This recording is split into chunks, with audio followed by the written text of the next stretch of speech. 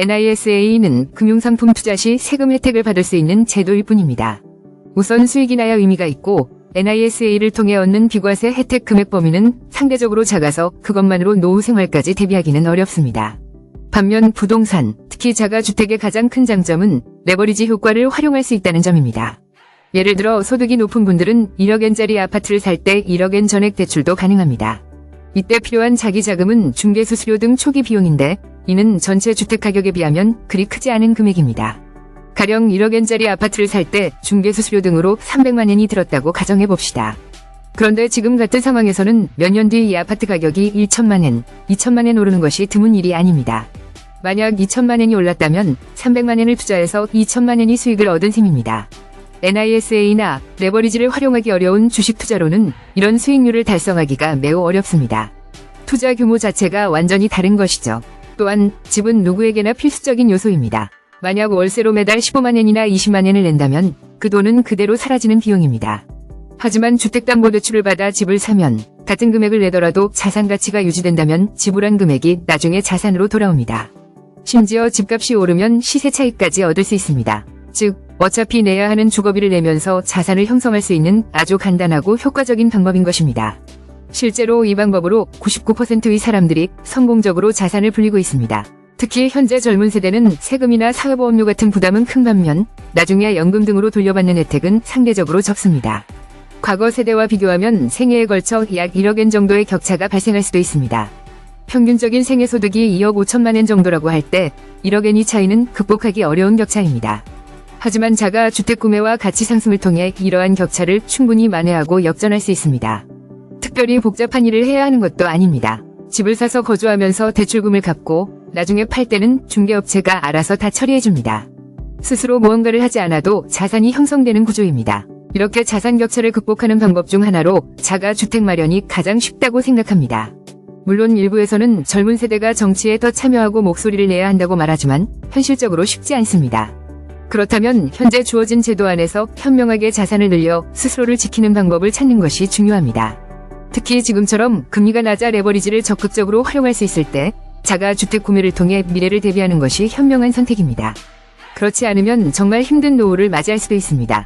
이를 피하기 위해서라도 자가주택 마련을 고려해야 합니다. 또 다른 중요한 문제는 임대료 상승입니다. 주택 공급이 수요를 따라가지 못하면서 빈집이 줄고 임대료가 계속 오르고 있습니다. 실제 부동산 투자 신탁인 제이리츠의 자료를 보면 같은 집이라도 재계약 시 평균 9.9% 정도 임대료를 인상하고 있습니다. 집은 시간이 갈수록 낡는데 임대료는 오히려 오르는 상황인 것이죠. 이는 가구 수는 계속 늘어나는데 주택 공급은 그 속도를 따라가지 못해 임대주택의 가동률이 높아지기 때문입니다.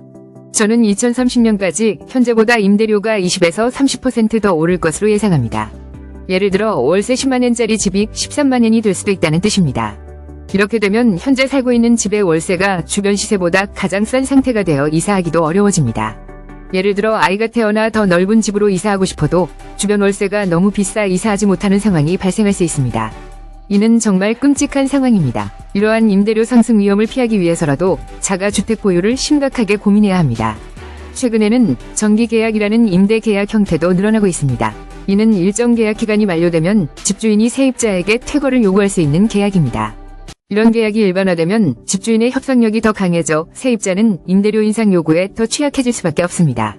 앞으로 임대료 상승은 거의 확실시되므로 공실이 늘어날 것이라는 막연한 기대보다는 현실을 직시하고 대비책을 마련해야 할 시점입니다.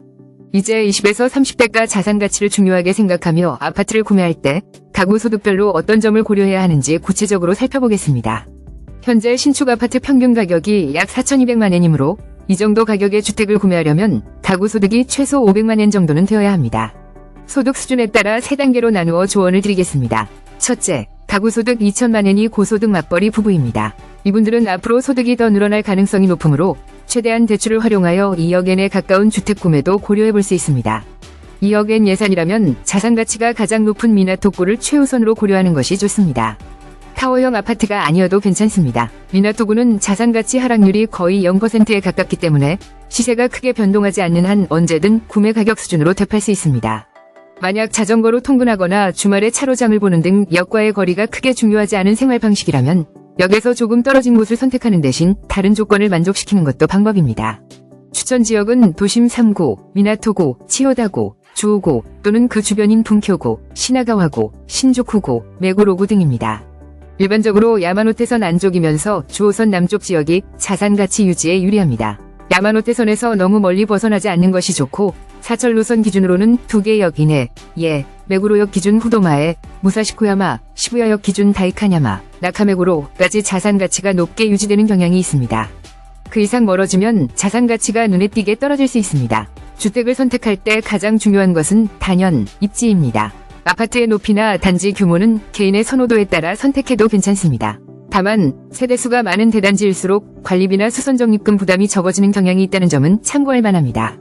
입지를 최우선으로 생각한다면 건축연도는 어느 정도 타협할 수 있는 부분입니다. 특히 2000년 또는 2001년 이후에 지어진 아파트는 현재의 아파트와 설비나 구조면에서 큰 차이가 없는 경우가 많습니다. 오히려 건축비가 저렴했던 시기에 지어져 면적이 더 넓은 장점도 있을 수 있습니다. 20년 이상 된 아파트라도 리모델링을 통해 충분히 만족스럽게 거주할 수 있습니다. 반드시 피해야 할 것은 전망이 나쁜 집입니다. 거실 창밖으로 묘지가 보이거나 바로 앞 건물에 가로막혀 햇빛이 전혀 들지 않는 집은 피해야 합니다.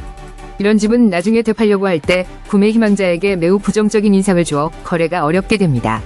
집을 보러 온 사람이 와 하고 감탄할 만한 요소를 갖추는 것이 중요한데 탁 트인 전망, 편리한 주방 설비, 음식물 분쇄기, 청소하기 쉬운 싱크대 또는 워크인 클로짓처럼 깊이감 있는 수납 공간 등이 좋은 반응을 이끌어낼 수 있습니다. 모델하우스에서 실제 구조보다 더 넓어 보이게 꾸미거나 고급 옵션을 강조하여 방문객의 감탄을 유도하는 것과 같은 원리입니다. 반대로 전망이 막혀 있거나 답답한 느낌을 주는 집은 실망감을 안겨주어 팔기 어렵게 만듭니다. 본인이 마음에 들지 않는 부분은 다음 구매자도 마음에 들어 하지 않을 가능성이 높다는 점을 명심해야 합니다. 간혹 소유권이 아닌 차지권 형태의 주택도 있습니다. 도심 핵심 입지의 차지권 주택이라면 괜찮은 선택이 될 수 있습니다. 저 역시 차지권 주택에 계속 거주해왔습니다. 도심 핵심 지역의 차지권 주택은 소유권 주택과 거의 동일하게 가격이 움직이는 경향이 있습니다. 반면 외곽 지역의 차지권 주택은 인기가 낮습니다. 도심의 좋은 입지에 있는 차지권 토지는 원래 도쿄도나 NTT 같은 공공기관이나 대기업 소유인 경우가 많아 이들이 토지를 매각하지 않으면서도 효율적으로 활용하기 위해 차지권으로 공급하는 경우가 많습니다. 이런 토지는 입지 자체가 매우 우수합니다. 토지 매입 비용이 들지 않아 초기 분양가가 상대적으로 저렴하게 나올 수도 있지만 주변 소유권 아파트 시세와 비교되면서 가격이 상승할 가능성도 충분히 있습니다. 실제로 제가 거주했던 차지권 주택들도 가격이 상당히 많이 올랐습니다. 재건축, 아파트도 좋은 기회가 될 수 있습니다. 지은 지 50년 이상 된 오래된 아파트를 재건축할 경우 용적률 상향, 25% 추가과 같은 인센티브가 주어지기도 했습니다. 이를 통해 기존 조합원들은 추가 부담 없이 새 아파트를 분양받고 남는 일반 분양 물량을 판매하여 건축 비용을 충당하는 방식이 가능했습니다. 이런 재건축 아파트 역시 토지 매입 비용이 들지 않기 때문에 상대적으로 저렴한 가격에 공급될 수 있습니다. 다만 차지권 주택의 경우 매달 내야 하는 토지 사용료 수준을 반드시 확인해야 합니다. 토지 사용료가 너무 높은 아파트는 매달 지출 부담이 커서 나중에 되팔기 어려울 수 있으므로 피하는 것이 좋습니다. 다음으로 가구소득 1,400만엔이 중산층 가구를 위한 조언입니다. 이 정도 소득이라면 1억엔 정도의 주택 구매를 고려해 볼 수 있습니다. 야마노테선 바깥 지역까지 범위를 넓혀야 할 수도 있지만 여전히 교통 접근성이 좋은 곳을 우선적으로 고려해야 합니다. 시나가와구나 bunkyō구 등이 무난한 선택지가 될 수 있습니다. 두 가지 전략을 생각해 볼 수 있습니다. 과거에는 상대적으로 평가가 낮았던 지역에서 면적이 넓은 집을 선택하거나 전통적인 인기 주거 지역에서 면적이 조금 작은 집을 선택하는 것입니다. 가능하다면 도쿄 23구를 벗어나지 않는 것이 자산가치 유지에 유리합니다. 1억엔 이상으로 거래되는 주택은 23구 밖에서는 기치조지나 요코하마 등 극히 일부 지역에 한정됩니다. 만약 이런 특정 지역이 아닌 곳에서 1억 2천만엔짜리 주택을 구매했다가 나중에 1억엔에도 팔지 못하는 상황이 발생할 수도 있습니다. 실제로 1억엔 이상 고가주택 거래 사례는 미나토구와 시부야구에 압도적으로 집중되어 있으며 이 지역들에서 멀어질수록 거래 확률은 현저히 낮아집니다. 가장 극단적인 가격 하락 사례로는 아사쿠사에서 2억 4천만엔에 분양되었던 주택이 8천만엔까지 떨어진 경우도 있었습니다. 핵심 입지가 아닌 곳에서 지나치게 높은 가격의 주택을 구매하는 것은 상당한 위험을 동반합니다. 마지막으로 가구 소득 600만엔 정도인 경우입니다. 이 예산대에서는 접근성이 다소 떨어지는 왕간, 만안 지역이나 다스미, 오이경마장 근처인 다치아이 같은 곳에서 좋은 매물을 찾아볼 수 있습니다. 이때는 넓은 면적보다는 입지를 우선순위에 두는 전략이 효과적입니다. 즉, 최대한 좋은 입지를 확보하되 면적은 다소 타협하는 것입니다. 또는 미래 성장 가능성이 높은 지역을 눈여겨보는 것도 좋은 방법입니다. 제가 예전부터 주목해온 곳은 하네다와 시나가와 사이 지역입니다. 하네다 공항의 국제선 기능 강화로 주변 지역의 고용 및 주거 수요가 증가할 것으로 예상되고, 시나가와는 신칸센 정차역이자 향후 리니어 신칸센의 종착역이 될 예정이어서 발전 잠재력이 매우 높습니다. 특히 출장이 잦은 사람들에게는 매우 편리한 위치입니다.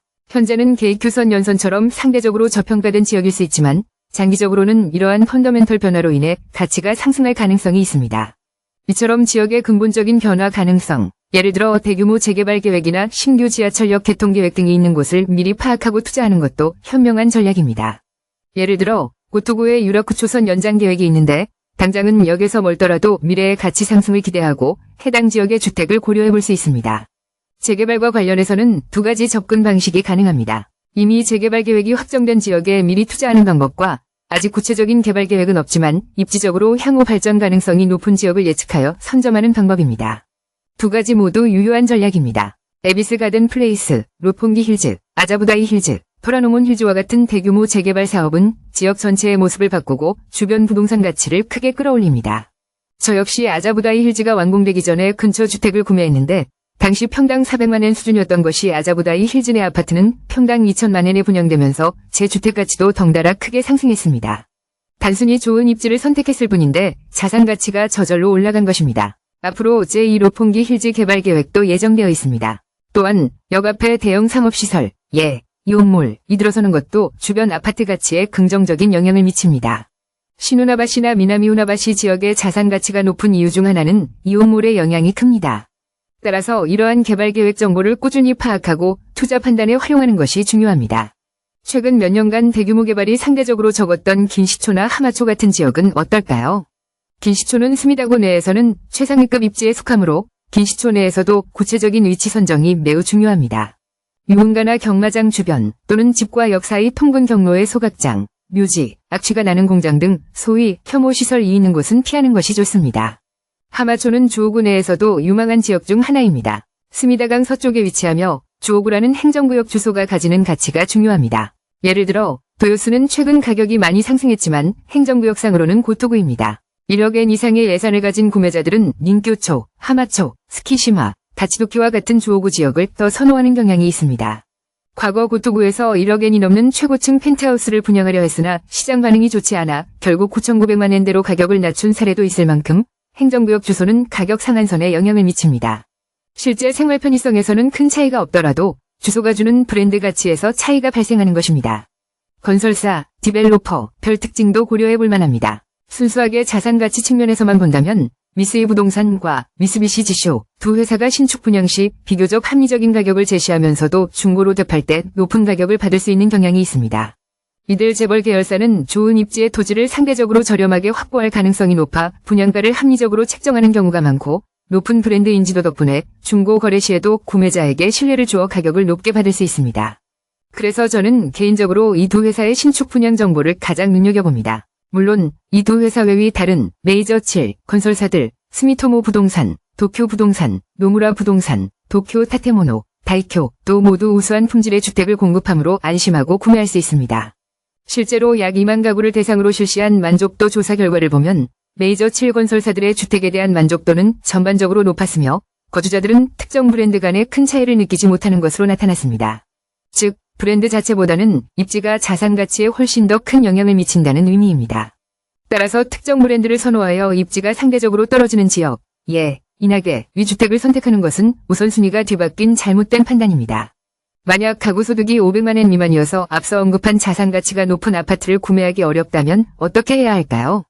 그렇다고 계속 임대로 살면서 월세 상승의 고통을 겪을 수는 없습니다. 이런 경우에는 단독주택, 휴건태, 구매를 적극적으로 고려해보는 것이 좋습니다.